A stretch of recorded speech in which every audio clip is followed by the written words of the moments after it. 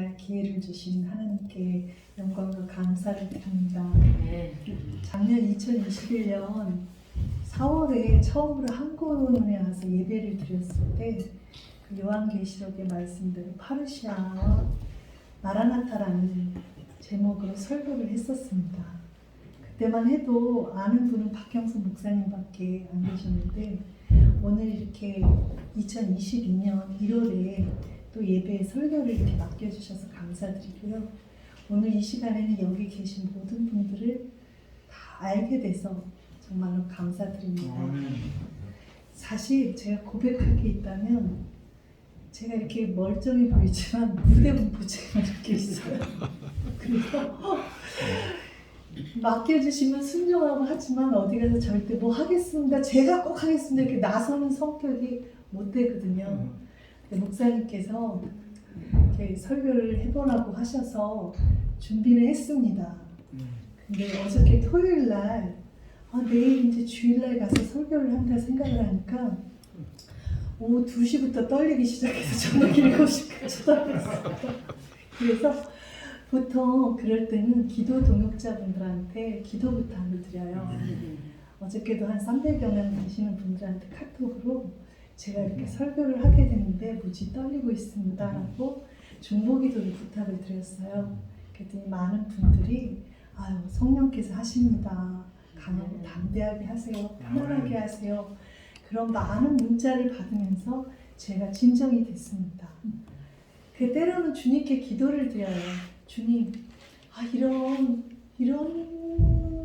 무대 공포증이나 고소 공포증 같은 게 없으면 얼마나 주의 복음을 열심히 잘 전하겠습니까? 좀 이거 싹 걷어가 주시면 안 되겠습니까? 근데 그때 주시는 주의 말씀은 내 은혜가 내게 족하다. 이는 약한 가운데 내 능력이 온전하여집니다.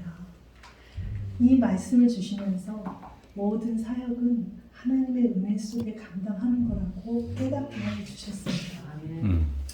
오늘 산상수훈 팔복에 대한 말씀을 잠깐 드리기 전에 먼저 저의 짧은 간증을 드려야지만 여러분이 설교를 맡은 제가 어떤 사람인지 어떤 여정을 겪었는지 아시게 될 것이고 하나님의 말씀도 더 공감하면서 들으시라고 봅니다. 제가 이 처음 산상수훈 중에서 팔복에 관한 책을 읽게 된 것은 2012년에 미국 로스앤젤레스에서 하베스트 바이블 유니버시티라는 신학교에서 디민 과정을 막 처음 시작할 때였습니다. 첫 과제가 바로 이 팔복에 대한 리포트를 쓰는 거였었는데요. 제가 그것을 시작하고 나서 얼마 지나지 않아 아주 큰 영적 전쟁을 치르게 됐었습니다. 그래서 그 트라우마가 심해서 그때부터 한 2년 정도를 글을 전혀 쓸 수가 없었어요. 글만 쓰려고 하면 머릿속이 막 뒤집어져서 디민 과정을 시작했는데 글을 못 쓰니까 모든 강의를 청강으로 돌리고 저는 그냥 강의실에서 앉아서 강의만 참석을 하고 대신 그 신학교에 사역자분들이 학생으로 오시는데 한 200명이 계셨어요. 영어권, 스페인권 다 합쳐서요. 그래서 일주일에 3번씩 그분들이 저녁 식사를 하도록 식사 준비를 혼자 맡아서 집에서 해서 학교로 음식을 나르는 것을 1년 동안 감당하게 됐습니다. 그걸 보면서 하나님께서 학위나 명예보다는 사역자에게는 겸손히 섬길 수 있는 자리로 먼저 이끌어 주시는 게 아닌가 했고 그것에도 이해하고 순종하는 마음을 했습니다. 근데 2015년도에 저희 아버지께서 굉장히 아프셨어요. 그래서 제가 한국에 나와서 돌봐드려야 될 상황이 됐었고 주님께서 또 가라고 말씀하셨기 때문에 한국에 왔었는데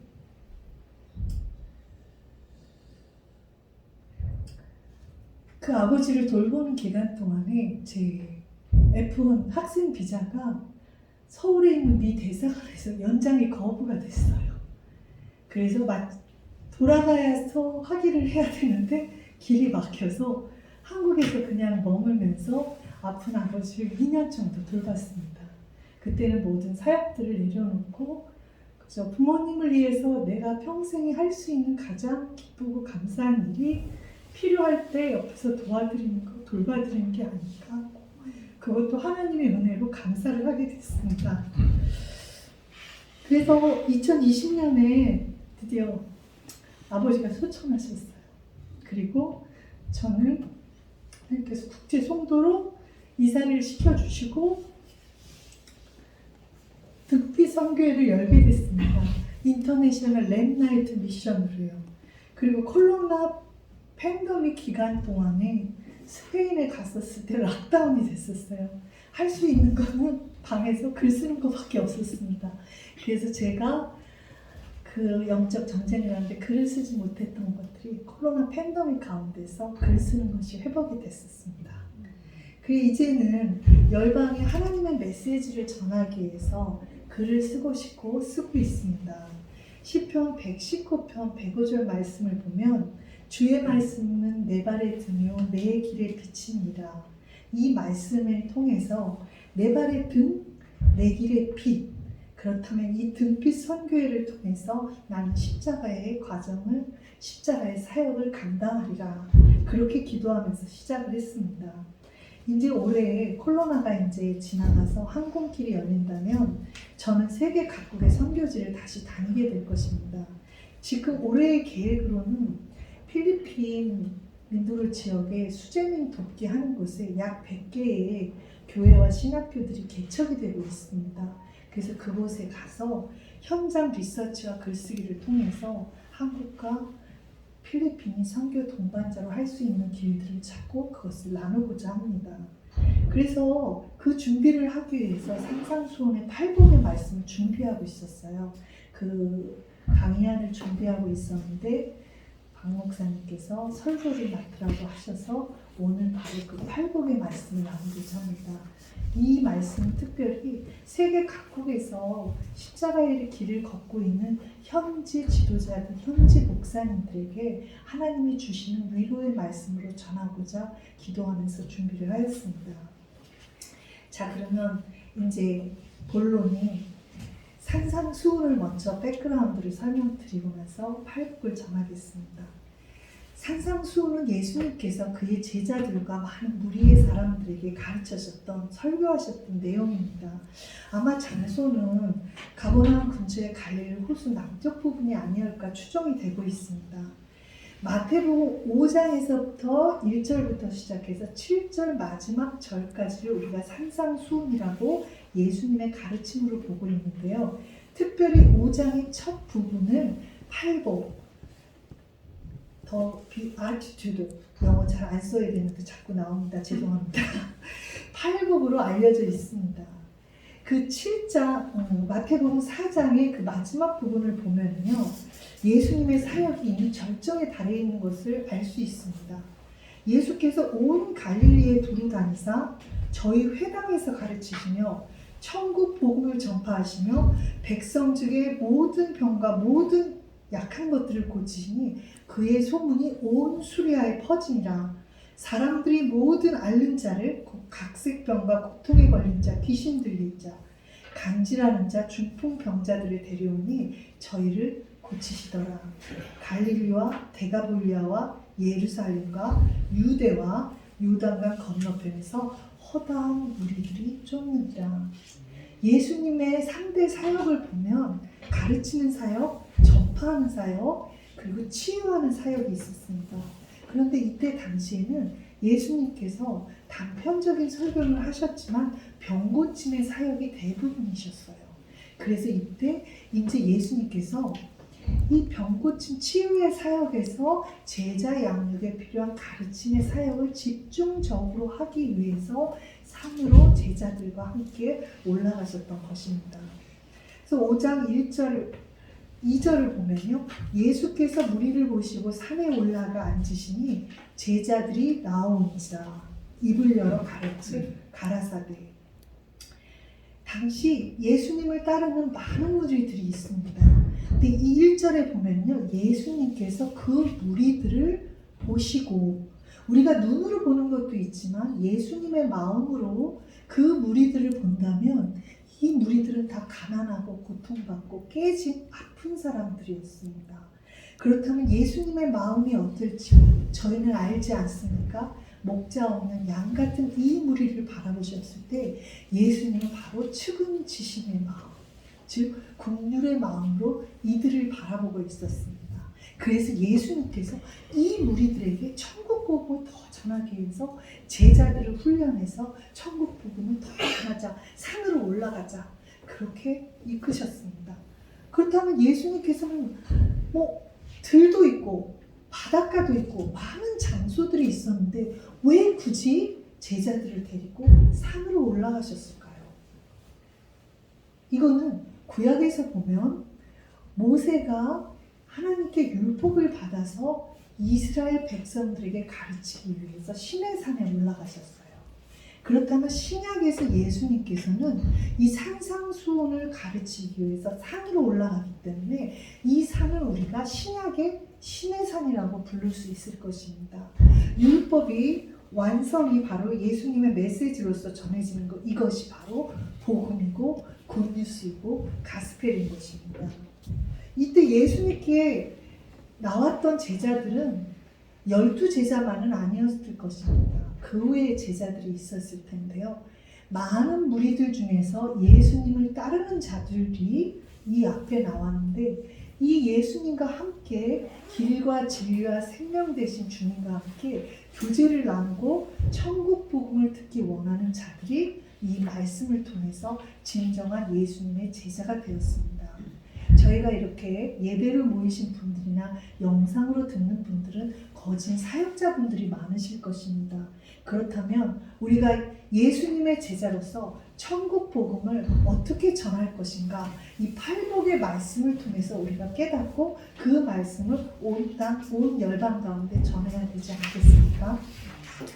예수님께서 이 생명의 말씀을 가르치셨는데 이 천국 복음은 그 당시에는 너무나 혁신적이고 복음적인 진리였습니다. 그 말씀을 듣는 제자들도 놀랬지만 이 역사 속에서 그 후 2000년의 이 역사 동안 전 세계에 있는 분들이 산상수훈의 팔복의 말씀을 듣고는 그 마음이 감동되고 변화되어서 예수의 제자로서 복음 사역자로 세워지게 되었습니다. 그렇다면 이제 팔복에 대한 말씀을 나눠보도록 하겠습니다. 오늘 우리 권사님께서 이 마태복음 5장 1절부터 12절을 읽어주셨는데요. 이 팔복에는 8가지의 복이 나와 있습니다. 이것은 8개의 별개의 복이 아니라 8개의 복을 통틀어서 행복으로 이르는 길, 천국에 가는 길을 제시하기 위한 내용이었습니다. 그래서 여기 심령이 가난한 자, 애통하는 자, 온유한 자, 의에 줄이고 목마른 자.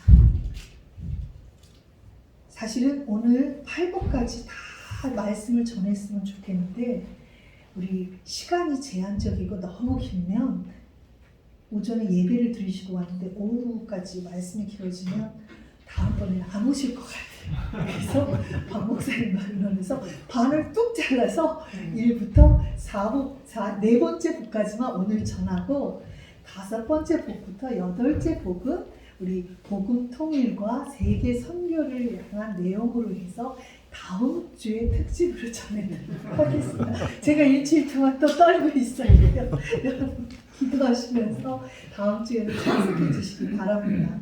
그렇다면 이 오늘 전할 심령이 가난한 자, 애통하는 자, 온유한 자, 의에 줄이고 목마른 자에 대해서 말씀을 전하겠습니다. 팔복 전체를 보면 복이 있다, 복이 있다, 복이 있다, blessed, blessed, blessed 이 말이 계속 반복이 되고 있습니다. 그런데 이것을 헬라어로 하면 마칼리오스, 행복하다, 마칼리오스.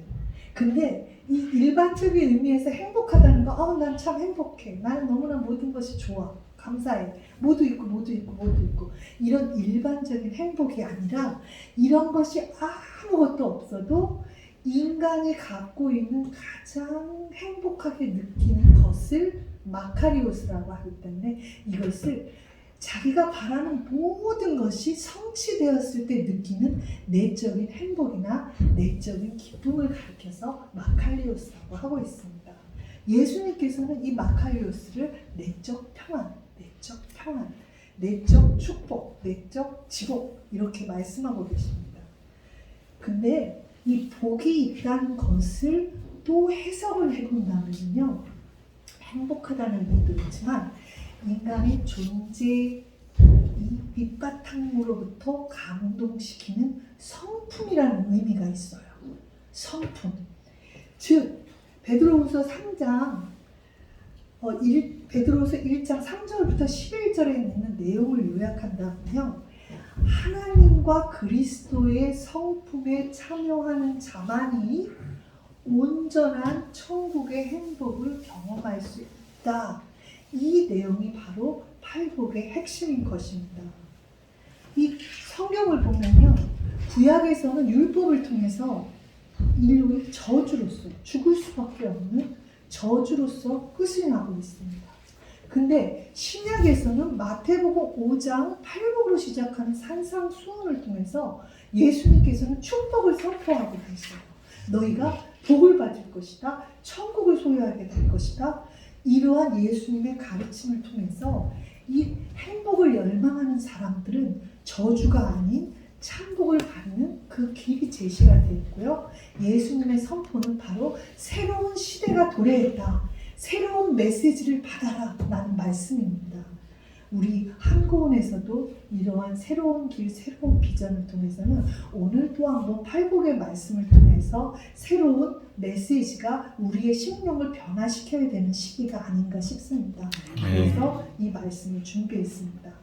자, 그렇다면 이 팔복에 있는 그 8가지 복을 받는다는 조건의 사람들을 보면요, 심령이 가난해야 돼요, 애통을 해야 되고, 온유해야 되고, 우애 주려고 목마르고, 국리를 여기고, 마음이 청결하고, 화평해, 박해를 받아야 된대요. 자, 그러면 이게 세상의 기준하고는 너무 다른 거예요. 세상의 기준은 뭐가 있어야지, 채워져야지만 행복인데, 팔복에서 행복은 고통과 관련이 있다는 말씀입니다. 즉 팔복에서는 고통이 행복으로 가는 길이라고 소개를 하고 있어요. 여기서 제가 십자가의 파라독스라는 것을 말씀드리고 싶습니다. 파라독스는 역설, 즉 정반합, 정반대의 것이 만나는 것이 십자가라는 것입니다. 예수님께서 저주를 받으셨어요, 십자가에서. 그런데 그를 통해서 인류가 축복을 받았습니다. 이게 십자가의 파라독스입니다. 예수님께서는 십자가에 죽으셨어요. 그런데 그 죽으심을 통해서 우리가 새 생명을 받았습니다. 죽음과 생명이 만나는 십자가의 파라독스가 있습니다.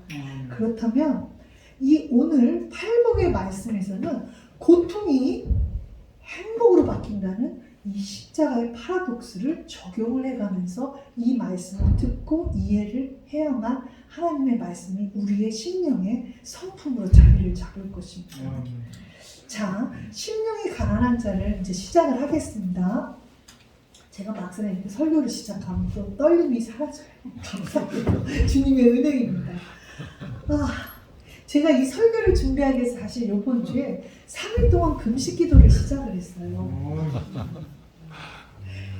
그래서 금식을 한 거죠. 첫째 날에 하나님 앞에서 금식으로 기도를 시작할 때 내 마음에 모든 찌꺼기가 올라오고 있는 것이에요.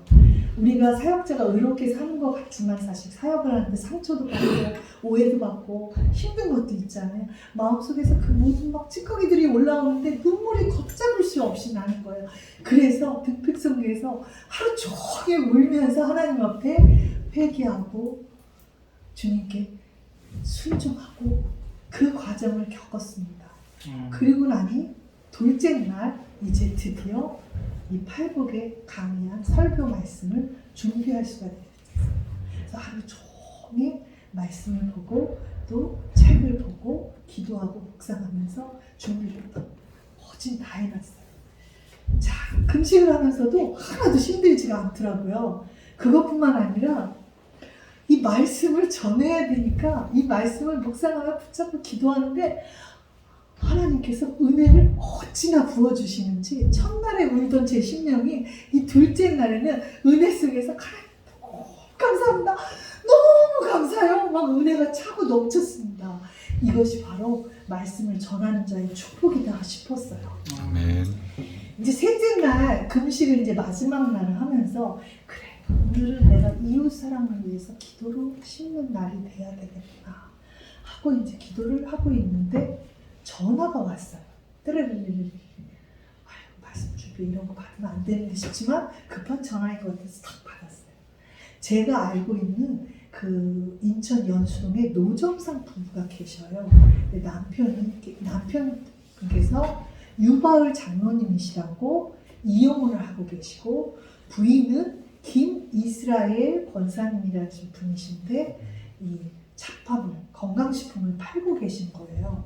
요즘에 팬데믹 기간에 소상공인들이 굉장히 어렵잖아요. 이 삶의 현장에서 참 먹고 살기 위해서 너무나 지금 힘든 일을 겪고 계셔요. 이 김이스라엘 권사님이 이 노점에서 물건을 팔고 계시는데 그러한 어려움을 겪고 계시는데 더 큰 어려움이 있었어요. 바로 상가 사람들이 자꾸 매상을 올려야 되니까 이 노점을 쫓아내기 위한 싸움판이 자꾸 벌어지고 있었어요. 그래서 그날 전화가 오는 날 상가에 어떤 젊은 청년이 권사님의 물건을 막 집어 던지고 권사님을 때려서 바닥에 쓰러져가지고 결국은 경찰이 오고 119가 와가지고 병원으로 실려갔는데 그 와중에 장로님이 저한테 전화를 거신 거였습니다. 그래서 장로님 제가 바로 가겠습니다.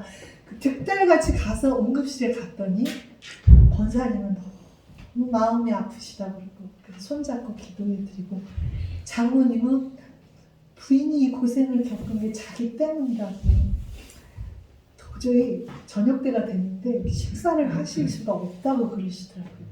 제가 그랬어요. 장로님 먹고 힘을 내셔야지만 부인도 돌볼 수 있고 이 매일의 삶을 견딜 수 있습니다. 그러니까 제가 모시고 갈 테니까 가서 식사를 하셔야 돼요. 근데 장로님이 저한테 그러시는 거예요. 선교사님이 같이 먹어주면 식사를 하고 안 드시면 그냥 가시겠다면 본인도 안 드시겠다는 거예요. 저는 지금 사기를 가지고 그때 장로님도 안 드시겠다는 거예요. 그래서 제가 아니 그럼 같이 가시죠. 그 음식점에 가서 시켜드리고 저도 앞에 놓고 주님 먹어야 되니까 말아야 돼. 금식이라는 게 아무 그만 금식이 아니니까 지금 제가 저분을 위해서 여기서 먹겠습니다. 그리고 같이 식사를 하고 집으로 모셔다 드리고 저는 집에 와서 다시 말씀과 기도의 시간을 가졌습니다. 그때 하나님께서 금식에 관해 주신 말씀이 이사야 61장의 말씀인데 여기 1절의 말씀에서 제가 감동을 받았어요. 메시아의 오심은 가난한 자에게 아름다운 소식을 전하기 위함이다. 선교사로서 때로 저도 굉장히 가난하고 힘든 시절을 지났어요. 차비도 없어서 몇 시간씩을 걸어다니면서 전도했던 시절이 있었고요. 우리 김이스라엘 권사님은 매일의 삶에서 일용할 양식을 하기 위해서 그 모진 모욕과 그 행패와 그 아픔, 핍박을 고난을 받으면서도 그 자리를 지키고 계세요. 왜냐하면 그분은 노점에서 전도하는 게 하나님의 소명이셨기 때문에요. 근데 여기서 이제 오늘 팔복에서 심령이 가난한 자, 선교사인 저도 심령이 가난한 자이고 거리의 삶을 살고 있는 권사님, 김이스라엘 권사님도 심령이 가난한 자입니다. 그렇다면 이 심령이 가난한 자는 물질적인 부족함이 있는 그러한 가난이 아니라 하나님 앞에서 우리의 연약함, 우리의 죄를 깨닫고 겸손히 회개하는 영적인 가난이 바로 이 심령이 가난하다는 것입니다. 자, 저는 지금 저의 삶 속에서 있는 분의 간증을 냈지만 우리 모든 인류를 한번 보세요. 아담이 범죄함으로 인해서 모든 인류는 영적인 파탄자가 됐습니다. 모든 축복을 상실했었고요. 우리는 불행한 환경 속에 살고 죽을 수밖에 없는 그러한 인류의 운명에 부딪히고 있습니다. 그런데 팔복에서 예수님이 선포하고 계시는 거예요. 심령이 가난한 자, 영적 파탄자도 하나님의 성품, 예수 그리스도의 성품에 참여하게 되면 거룩한 회복의 축복을 주고 천국으로 이끌리라. 이것이 바로 예수님께서 제자들에게 가르친 천국 복음이셨습니다. 천국은 인간의 노력이나 대가나 보상으로 해서 얻어지는 것이 아닙니다. 이것은 심령이 가난한 자에게 주어지는 하나님의 긍휼의 선물인 것입니다. 아멘. 천국은 그래서 가난한 자가 그리스도의 통치를 누리며 그가 주시는 축복을 소유하는 것이 바로 천국이 되는 것입니다. 그렇다면 우리 그리스도의 성품은 어떤 것일까요? 그리스도의 성품은 어떤 것일까요? 여러분은 그리스도의 성품을 소유하고 계십니까? 그리스도의 성품은 저는 거룩하십니다. 하나님은 거룩하시고 또 하나님은 사랑이십니다. 예수님은 그 사랑의 증표를 이 땅에 오셨습니다. 그리고 예수님은 생명을 다해서 주님 명령에 순종하셨습니다. 순종이 바로 예수님의 성품입니다.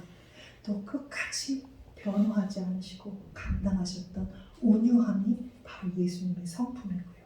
순종이 예수님의 성품입니다. 그렇다면 여러분은 이러한 그리스도의 성품에 참여하고 계십니까? 만약에 내 영혼이 이 심령이 가난한 자의 그러한 상태가 아니라 메마르고 건조하고 이성적인 상태라면 우리는 심령이 가난해지는 것을 주님 앞에 기도로 구해야 합니다. 그래서 매일의 삶 속에서 말씀과 기도의 시간을 가져야 되고요. 자신의 연약함을 하나님 앞에서 인정해야 되고 겸손히 구원함을 구해야만 합니다.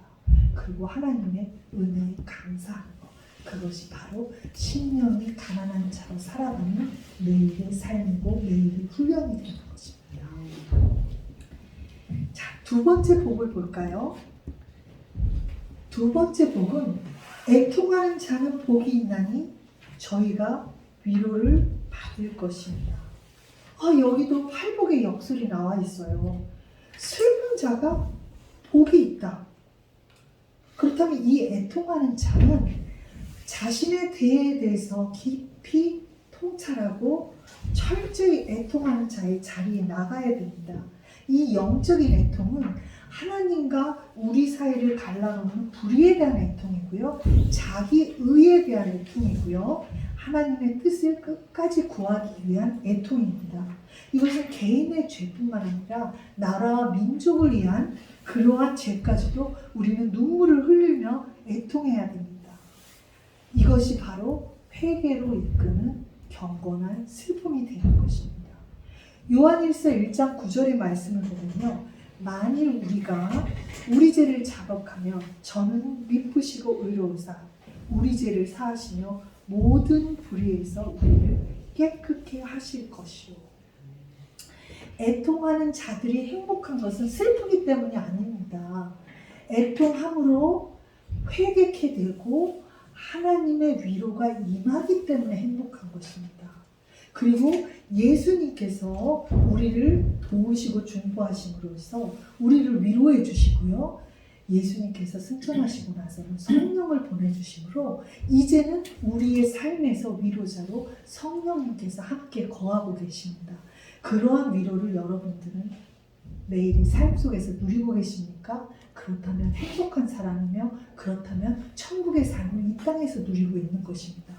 예수님께서는 수고하고 무거운 짐진 자들아 다 내게로 오라 내가 너희를 쉬게 하리라 위로의 말씀을 주고 계십니다. 근데 왜 위로의 말씀을 우리가 다 못 누리고 살까요? 거기에는 너무나 많은 걸림돌이 있기 때문입니다. 우리는 자기 연민에 빠지기가 쉬워요. 애통하면서도 내 연민에 빠지면 그것은 하나님의 위로로 이어질 수가 없습니다. 또 자기 기만이 있습니다. 무의식적으로 우리는 우리를 속이려고 드는 때가 있어요. 그리고 또한 교만하면 하나님 앞에 겸손치 못할 때 위로를 받기가 어렵습니다. 그래서 진정으로 애통하는 자가 되기 위해서는 십자가의 길을 늘 바라보며 걸어야만 합니다. 그리고 또한 통회하는 마음을 달라고 기도해야 됩니다. 그런데 아주 일반적인 사람들의 삶을 보면요, 저는 악어의 눈물이라는 것을 자주 봅니다. 여러분, 악어가 물속에 있다가 강변으로 나오잖아요. 입을 쫙 벌리고 하품을 합니다. 그러면 눈가에 있었던 이 물기들이 또르르 굴러떨어져서 눈물을 흘리는 것처럼 보이는데 그것을 악어의 눈물이라고 합니다. 학교에서 교사로 아이들을 가르칠 적이 있었는데 탄자니아에서 아이들을 3년 가르쳤어요. 중등학교에서. 컴퓨터하고 성경이요. 아이들은요, 뭔가 자기가 얻을 것이 오면 막 달려. 선생님, 제가요, 저기 빨래비누로 사러 가야 되니까 외출증을 끊어달래요. 빨래 더 외출증을 미리 끊지 않고 2주 하다 안 돼. 그러면 얘네들이 눈물이 글썽거려요. 못 나갔다 오면 자기는 빨래를 못 한대. 그래서 내가 속으로, 악어의 눈물을 흘리고 있구나. 옆에 애한테 빌려서 써. 그리고 돌려보냅니다. 이렇게 어린 아이들도 자기를 위해서 거짓말을 좀 보태는 것처럼 우리 사람들의 심령에는 하나님 앞에 가서 또 악어의 눈물을 흘리면서 주님, 우리가 뭐가 필요한데 지금 당장 주시면 안 될까요? 그러면서 막 울며 기도하는 분이 너무나 많습니다. 이것이 애통하는 자로 주님께 나아가는 것에 걸림돌이 된다는 것입니다. 여러분이 혹시 기도 가운데 눈물을 철철 흘리면서 기도를 한다면 이게 자기 영민인지 자기 기만인지 교만인지를 파악하고 그렇다고 여겨지는 그 순간에 하나님 앞에 회개하고 내려놓고 철저히 애통하는 자리로 나가십시오. 그 애통은 개인적인 슬픔만 있는 것이 아닙니다. 경건한 슬픔, 이 땅의 죄악을 보고 슬퍼하는 것도 있고요. 무엇보다도 한국에 계신 분들이라면 민족을 위해서 애통하는 마음으로 기도를 해야 됩니다. 성경에서 예레미야는 이스라엘과 유다의 멸망을 예언으로 선포하고 나서 얼마나 하나님 앞에 울며 기도를 했냐면 그 선지자의 닉네임이 눈물의 선지자 예레미야가 되지 않겠습니까? 여러분도 교회에서나 한국에서 저분은 나라를 위해서 정말 간절하게 기도하는 눈물의 기도자라는 평가를 받고 계십니까? 저는 유장로님은 그러실 것 같아요. 대표 기도를 나오시면 얼마나 절절하게 기도를 하시는지 제가 뭐 그렇지 저는 저렇게 기도를 못하거든요. 자, 그렇다면 유장로님과 같은 많은 기도자들이 이 땅에 세워져야 되지 않겠습니까? 그 기도의 본을 누가 또 보이고 계시면 바로 신약에서 예수님께서 보여주고 계십니다. 예수님께서 이 예루살렘의 71년도 AD 71년도에 로마로 인해서 멸망할 예루살렘의 멸망을 미리 보시고 아시고 이 민족이 유다의 민족이 전 세계로 흩어져서 2000년 동안 고난받을 것도 미리 아시고 그것을 위해 기도하실 때 정말 예수님께서 예루살렘아 하면서 기도했습니다. 자, 우리가 21세기를 사는 우리는 이 예루살렘을 위해서 기도해야 되지 않겠습니까? 또 평양은 동방의 예루살렘이라고 하지 않았습니까? 그리고 또 이 세계의 각국 도시들의 죄악된 모습을 본다면 우리가 애통하는 자로 도시와 나라와 민족을 품고 기도하는 그러한 예수님의 제자가 돼야 되지 않겠습니까? 그때 하나님께서는 애통하는 자는 복이 있으니 너희가 위로를 받을 것이다. 우리가 기도하고 기뻐해야 될 것은 나라와 민족을 위해 기도할 때 하나님께서 응답하시고 그 응답을 통해서 우리가 위로를 받는 것입니다. 그것이 우리 사역의 원동력이 돼야 되는 것입니다. 아멘. 부르짖어 기도하는 한국인이 되시기를 축복을 드립니다. 아멘. 자, 이 세 번째 온유한 자는 복이 있나니 저희가 땅을 기업으로 받을 것이요. 온유하다는 것은 참 설명은 쉬워요. 근데 이해하기는 너무 어려워요. 제가 성경적인 의미의 온유함을 한번 이렇게 정의를 찾아봤습니다. 적극적인 사랑으로 인하여 고통받고 그 고통을 오래 참음으로 인내하는 온화하고 부드러운 마음의 자세를 의미합니다. 이해가 다 되십니까? 그러면 질문을 하나 던질게요.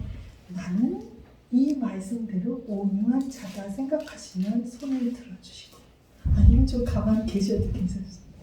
이 중에 온유한 자가 누군지 한번. 너무 겸손하셔서 안 드시는데 반절만. 네, 박 목사님 온유하시니까. 아이고. 대부분의 분들은 이런 질문을 하면 저는 혈기가 넘쳤어요. 저는 말이 많았어요.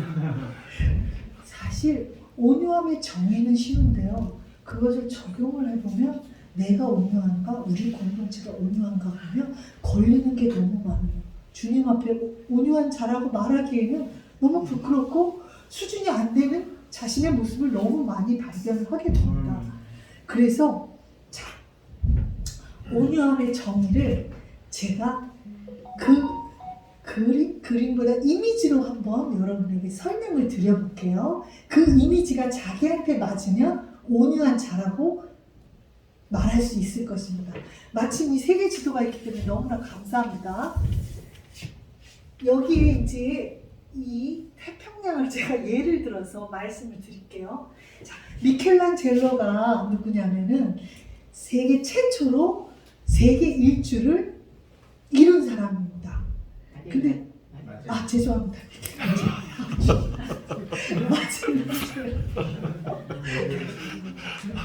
자, 마켈란젤로 그분 제가 조금 조사를 해왔어요. 포르투갈 사람이냐 스페인 탐험가로 스페인에서 출발을 해서 이 대서양을 횡단을 하고 남아메리카에 해협을 건넜는데 그때 해협이 엄청난 폭풍우가 쳐가지고 거의 그냥 죽을 뻔했는데 살아났습니다. 그리고 해협을 통해서 나왔는데 그 바다가 너무나 잔잔한 바도 하나도 없는 평화로운 바다가 있어서 그것을 패시픽 오션 피스, 아주 잔잔한 바다라는 의미로 해서 이름 붙여 있는 것이 이 바로 태평양입니다. 태평양 큰 평화로운 바다라는 의미입니다. 그래서 이 미켈란젤로가 아니라 마젤란이라는 이 함대가 이 태평양을 가로지르는데 너무 잔잔하니까 앞으로 나가기가 힘들어서 괌까지 도착하고 괌에서 이건 섬이니까요. 땅에 도착해야지 이제 물도 많고 넣고 식량도 없고 다음 항해를 준비하는데 무려 다음 여정까지 180일이나 태평양을 거슬러서 갑니다. 그리고 그때 도착한 것이 필리핀 막탄섬이에요. 그리고 거기서 원주민과 싸우다가 마젤란은 죽고 묻히고 남은 사람들이 함대를 이끌고 인도양을 거쳐서 드디어 이거를 다 거쳐가지고 다시 스페인에 도착한 것이 세계 일주를 마친 것입니다. 그러면 우리 사역자분들은 바로 세계를 품고 기도하는 사역자지 않습니까? 어디를 거쳐가야 되겠습니까? 패시픽 오션, 태평양 같은 큰 바다를 통과해야 되는 사람들입니다. 자, 이 바다와 같은 잔잔한 성품이 내게 있다. 나는 바다 같은 사람이다 한다면 그 사람은 온유한 사람이라고 부를 수 있을 것입니다. 다시 한번 나는 큰 잔잔한 바다를 품은 사람이다 라고 생각하시는 분들은 여기에 몇몇 분이 계시리라고 봅니다. 저 뒤에 이제 막 서로 이분이세요 하는 분들이 참 많은 것이 감사합니다. 저는 바다를 품고 있는데 좀 작고요. 가끔 비바람도 치고 좀 풍랑이 있어서 아직 온유하다까지는 얘기하기 어렵지만 온유해지려고 노력하는 선교사라는 말씀을 드리고 싶습니다. 자, 그렇다면 온유에 대해서 조금 더 이해가 좀 되셨죠? 바다같이? 그러면 이 바다의 모습을 보면요, 평소에는 잔잔하고 평온하기 때문에 아주 온화한 듯한 아무 문제가 없을 것 같은 아주 별로 그렇게 힘이 없어 보이는 이러한 모습입니다. 그러나 태풍이 불거나 쓰나미가 몰아칠 때는 배뿐만 아니라 마을뿐만 아니라 도시까지도 쓸어버릴까지 강력한 힘을 가지고 있는 것이 바로 바다인 것입니다. 즉 온유함이라는 것은 나약하거나 무기력한 이런 잔잔한 모습이 전부가 아니라 그 안에 엄청난 힘과 엄청난 원동력을 갖고 있는데 그것이 제어되고 절제되어서 그래서 평온해 보인다는 것입니다. 그래서 온유함의 정의를 다시 내려본다면 절제된 힘, 파워 인 컨트롤, 그것이 바로 온유한 자가 갖고 있는 내적인 힘입니다. 그래서 이 외적으로 분출하는 혈기왕성한 사람들은 폭력과 복수로 이게 사람들을 아니면 나라와 나라들이 전쟁을 일으키면서 엄청난 상처와 고통을 일으킵니다. 이거는 온유하고는 정반대의 개념입니다. 그래서 역사 속에 나타나는 정복자들은 힘과 무기와 능력으로 해서 땅들을 점령해서 자기의 세력을 키우는 것이 바로 정복자들이 하는 일입니다. 근데 예수님은 정반대의 일을 하셨어요. 예수님께서는 이 온유함으로 승리하심으로 십자가에서 승리하심으로 세상 만물과 천국의 주인이 되셨습니다.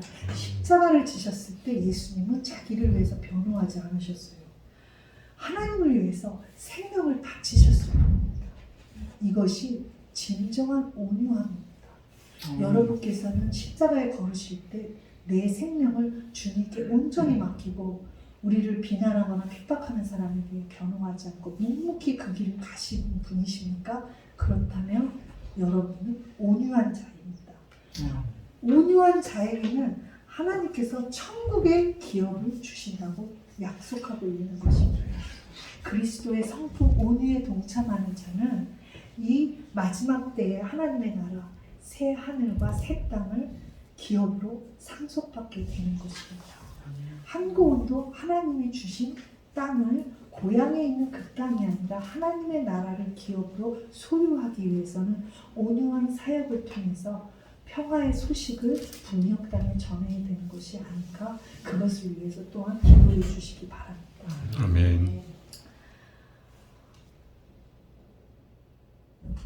시간이 조금 더 있으니까 제가 고린도전서 13장을 보면은요, 4절 말씀은 사랑은 오래 참고 그 다음에 사랑은 온유하며, 자 여기서 오래 참음과 온유가 나오는데요, 제 주변에 있는 많은 분들에게 제가 삶의 얘기를 이렇게 듣게 됩니다. 그럼 이혼이나 아픔이나 파산이나 별별 일들을 다 겪어요. 가족 속에서, 공동체 속에서. 그런데 그분들의 항변이 이겁니다. 성교사, 내가 얼마나 오래 참은 줄 아십니까? 내가 10년을 참고 20년을 참고 30년을 참고 남편을 참고 자식을 참고 내가 재산이 파산이 나도 참았어요 하고 막 소리를 높여서 얘기합니다. 그럼 제가 그분들에게 이렇게 여쭤봅니다. 그러면 이 고린도전서 13장에 오래 참음에 하나님의 훌륭한 통과를 하셨네요. 그런데 그 다음에 나오는 온유한 성품까지도 통과를 하셨습니까? 그럼 그분들이 갑자기 거기서 입을 딱 멈춰요. 자, 오래 참음이라는 것은 기간이나 환경이나 이런 것들을 참을 수 있어요. 내가 참기 싫어도 감옥에 있으면 풀려날 때까지 참을 수밖에 없는 것이 우리예요. 그거는 어떻게 보면 그냥 주어지면 참을 수도 있는 거예요. 그러나 그 다음 단계 하나님의 훈련이 온유함은 그냥 참는 것이 아니라 그것이 성품이 내재돼서 우리 마음이 더 이상 그걸로 인해서 분노를 일으키거나 흔들리지 않고 마음이 평정한 상태로서 예수님의 이미지를 다른 사람에게 보여주는 것, 그것이 사랑의 온유함이라는 것입니다. 그래서 온유함도 믿음처럼 성장을 해야 돼요. 단계적으로 올라가야 돼요. 오래 참음을 시작을 해서 훈련이 되면 온유함으로 나가야 되고요. 온유함이 넘어서 국률의 마음까지 품어야 되고요. 국률이 넘어서 사랑까지 품어서 온전한 사랑을 이루는 것이 바로 하나님의 성품에 참여하는 길이라는 것입니다. 궁극적인 길이라는 것입니다. 그래서 저는 오늘 이 4가지 복 중에서 이 온유한 이 복을 묵상을 하고 준비를 할 때 가장 큰 은혜를 받았어요. 왜냐? 저는 영적인 가난함도 겪어봤고 애통하는 자리에 서봤고 의에 줄이고 목마른 자 있지만 이 온유함의 단계에서는 내가 자격 미달이라는 것을 너무나 느꼈기 때문에 이 온유의 팔복을 기도하면서 하나님 앞에 더 간절히 기도를 하게 됐어요. 하나님, 내 천국 가는 날까지 다른 복은 몰라도 온유한 복을 누리게 해주세요. 그래서 나하고 깨진 관계에 있는 사람에게도 내가 말로 화해를 구하는 것이 아니라 이 온유함으로 그들을 환영할 수 있는 사람이 되게 해주세요. 그것이 바로 설교 말씀 준비하면서 기도드렸던 내용입니다. 자, 이제 의에 줄이고 목마른 자, 이것이 오늘 나눌 4번째 마지막 말씀입니다. 자, 의에 줄이고 목마르다, 줄이다, 목마르다. 그럼 줄이는 사람에게 음식이 필요하고요, 목마른 사람에게 물이 필요해요. 음식과 물은 우리 생존에 꼭 필요한 것입니다. 그런데 우리에게 음식이 필요하듯이 성경이 말씀하고 계십니다. 우리가 의가 필요하다는 것입니다. 의에 줄이고 목마르다는 것입니다. 이 땅에 사는 모든 사람들에게는 하나님의 말씀을 듣지 못하는 영적인 기근들이 있어요.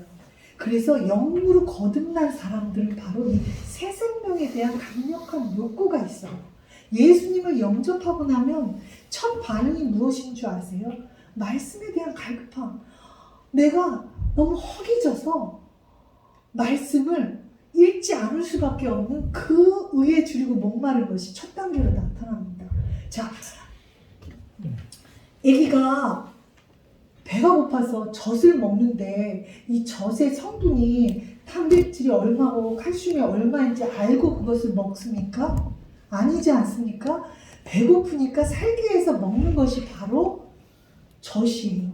그렇다면 이 막 예수님을 영접하고 신앙생활을 시작하는 사람들은 신학적으로 어려워서 교리적으로 막 가르치면 그건 뭔 소리인지 모르겠어요. 나는 그냥 말씀이 필요하고 꿀소리처럼 달기 때문에 나는 좀 성경을 읽어서 말씀을 보충해야 되겠습니다. 그래서 그분들이 읽고 뿌리는 거예요.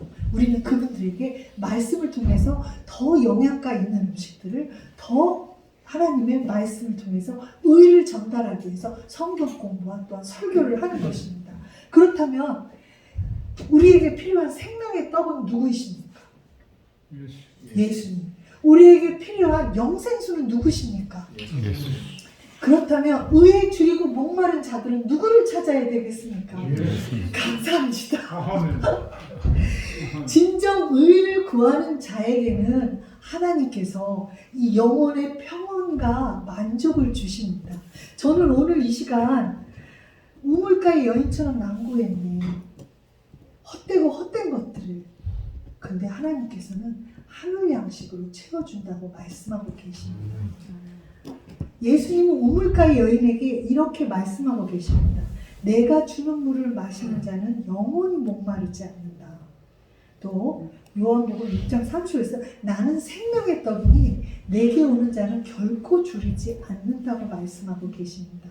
그러면 우리가 한번 다시 스스로에게 물어볼까요? 방송을 듣고 계시는 분도 제가 물어봅니다. 각자 대답을 해주시기 바랍니다. 나는 무엇에 줄여 있는가? 나는 하나님의 의에 줄여 있는가? 아니면 세상의 명예나 재산이나 권력이나 세상에서 주고자 얻고자 하는 것들에 굶주려 있는가?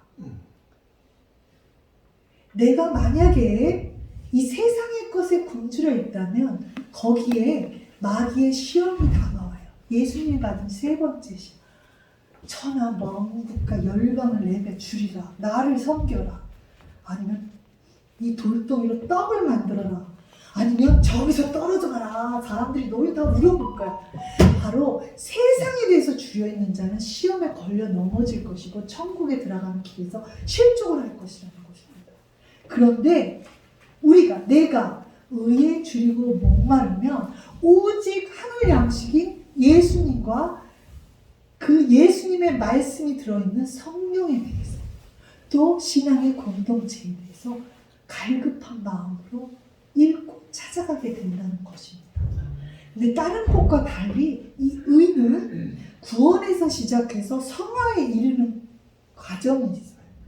다른 복은 하나님께서 채워주실 때 가득 채워서 주님 더 안 채워주실 때 가득 찼어요 라고 말하고 있는데 이 의의 복은 하나님께서 우리가 이 땅에 사는 동안 계속해서 갈급함을 느끼게 해주세요. 구원할 때는 칭으로써 우리를 의롭다고 칭해 주시지만 우리가 매일의 삶을 살아갈 때는 의에 대해서 갈급한 마음을 왜 주시느냐, 그걸 통해서 하나님께 구하게 하고 겸손케 하고 변화시켜서 결국은 이 땅에 사는 동안 성화의 과정을 완성시키기 위해서 의에 관해서는 부족한 부분과 불만족과 갈급함을 계속해서 준다는 것입니다. 그래서 팔복에서는 끊임없이 역설을 말하고 있습니다. 복을 받기 위해서는 고통을 받아들이십시오. 천국을 가기 위해서는 십자가의 길을 거십시오. 그렇다면 여러분은 하나님의 예수님의 제자로서의 삶이 될 것입니다. 지금 이 시기에는 이제 결론을 맺겠습니다. 중보기도가 필요한 시대입니다. 우리 한국은의 사역에서도 중보기도가 필요합니다. 새로운 비전을 이루기 위해서는 새로운 길을 걸어야 합니다. 예수의 제자로 열방 가운데 우뚝 서기 위해서는 산상수훈의 말씀을 통해서 우리가 예수님의 성품으로 변화되어야 됩니다. 그리고 헌신해야 됩니다. 그리고 고난 가운데서 기뻐해야 됩니다. 천국의 상급을 바라보아야 합니다. 오직 십자가를 통과한 자만이 생명의 면류관을 받을 수 있는 것입니다. 이 약속이 팔복을 통해서 선포하신 예수님의 메시지입니다. 함께 기도하시겠습니다. 하나님 주신 은혜의 말씀을 통해서 저희가 예수님을 따르게 하시고 예수님을 본받는 자가 되게 하시고 예수의 제자로서 순교의 사명을 감당하는 자들이 되게 하여 주시옵소서. 아멘. 오늘의 말씀을 통해서 새로운 길을 내시고 새로운 비전들을 보여주시며 새로운 사람들을 불러주셔서 주의 동산이 하나님을 찬양하고 예배하고 기도하는 소리가 가득하게 하시고 열방 가운데 수많은 사람들이 모여서 세계 선교의 길을 함께 걸을 수 있도록 하여 주시옵소서. 오늘의 이 말씀 가운데 주신 은혜에 감사드리며 예수님의 이름으로 기도드리겠습니다. 아멘.